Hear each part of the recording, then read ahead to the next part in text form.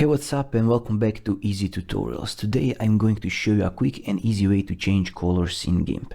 It's a simple trick that can help you enhance your designs and make them stand out.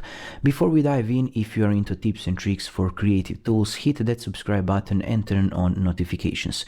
It really helps the channel grow and you will never miss a new video. Alright, let's get into it. Let's import our image to GIMP. The easiest way is to drag and drop it to the GIMP. I have this image on my desktop, so just drag and drop it here and here.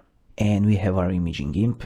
Problem with this is that this is not a PNG, so it's not transparent and we can't immediately change the colors of these hands. We need to cut out this white background. So to do that, we will go over here on the top left corner that says Fuzzy Select Tool. So select it and click it on a white background, and now the background is selected.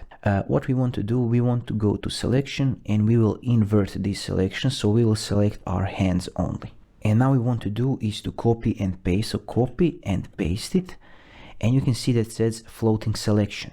We want to create a new layer from our copied hands, so just click here that says create a new layer and add it to the image. Select it and we have a pasted layer. If you click this icon here, you can see that we now have our hands very clean. So we can enable these layers again and make sure that this pasted layer is selected, and now it's easy. Go to color, go to colorize, and you can easily change colors of your images like this.